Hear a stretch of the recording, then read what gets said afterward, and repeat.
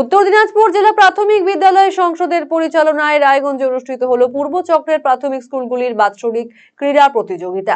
বুধবার সোনাডাঙ্গিতে অবস্থিত রায়গঞ্জের মোহনবাটিতে হাই স্কুল ময়দানে এই ক্রীড়া প্রতিযোগিতার আয়োজন করা হয়, যাকে ঘিরে যথেষ্ট উৎসাহিত বিভিন্ন প্রাথমিক স্কুলের পড়ুয়ারা। আনুষ্ঠানিকভাবে এই ক্রীড়া প্রতিযোগিতার উদ্বোধন করা হয়। পূর্ব চক্রের ক্রীড়া সম্পাদক রামকমল ঘোষ বলেন, 40তম বাৎসরিক ক্রীড়া প্রতিযোগিতা অনুষ্ঠিত হয়েছে বুধবার। মোট ইভেন্ট 35টি। 250 জন প্রতিযোগী এখানে অংশ নিয়েছিলেন। পড়ুয়াদের শারীরিক ও মানসিক বিকাশের জন্য খেলাধুলো অত্যন্ত গুরুত্বপূর্ণ।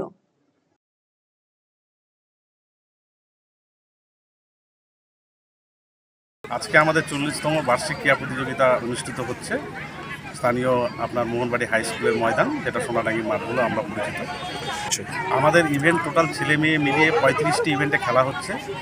250 বাচ্চা পার্টিসিপেট করছে এবং শিক্ষক শিক্ষিকা সম্পূর্ণ সার্কেলে রয়েছে। আচ্ছা, বলছে কি কি ইভেন্ট আছে? ইভেন্ট রয়েছে ক বিভাগে রয়েছে 75 মিটার আলু দৌড়, যোগা আর আপনার দীর্ঘলম্ফন। ক বিভাগে রয়েছে 100 মিটার 200 মিটার দীর্ঘলম্ফন, উচ্চলম্ফন, আপনার যোগা জিমন্যাস্টিক। গ বিভাগেও সেম রয়েছে যোগা, তার সঙ্গে ওটার সঙ্গে রয়েছে একটা ফুটবল ছোড়া এক্সট্রা এডিশনাল।